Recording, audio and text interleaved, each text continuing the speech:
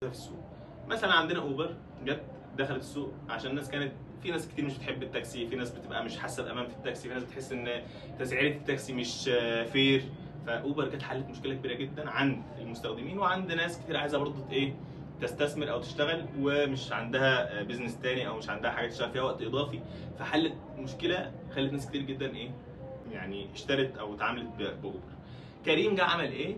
جه عمل بديل بقى عربي، وعمل عروض تانية، وعمل مش عارف حاجات حسستنا اكتر ان احنا ايه منتمين ليه. ففي ناس كتير قوي راحت لكريم. بعد كده ان درايفر ده طلع من قريب يعني، طلع بقى فكره ثانيه خالص. الناس بتعاني من التسعير وحاسين ان اوبر بيستغل، قال لك لا لا لا، انا هخليك انت تحط السعر. هو بيبقى حاطط لك ليميت بس انت حاسس بنوع من الكنترول وان انت بتختار السعر اللي يناسبك.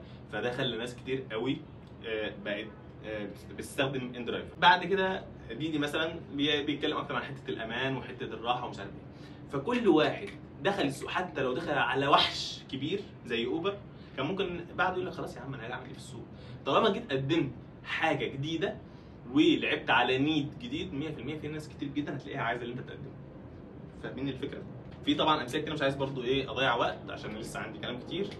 لكن طلبات كمان نفس الفكره، جاء قدم حل مشكله ان الناس مش حابه تطلب بالتليفون او مش لاقي المطاعم كلها في حته واحده، محتارين مش عارفين يختاروا اصلا منين. فجاء قدم لك كل ده في حته واحده. جاء المنيوز، طبعا الحاجات دي اللي عارفها اكتر. في حاجات انا عارف ان هي في الخليج بس برضو ايه في حاجات موجوده في مصر بس.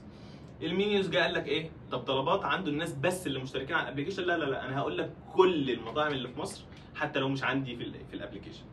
جه بعد كده انستا شوب قال لك طب انت عايز بقى تشتري من مطعم معين او محل معين او صيدليه معينه، انا هجيب لك الاماكن كانك داخل تشتري من حته معينه. لو انت في محل معين بتحبه هو موجود على الابلكيشن. بريد فاست قال طب انت عايز بقى حاجه فريش، عايز عيش، عايز مخبوزات، عايز كيك، عايز حاجات اللي هي الايه بتاعت المخبوزات دي، تقدر تطلبها من الابلكيشن وبعدين تزود حاجات تانية. فكانت دي نقطه دخوله السوق.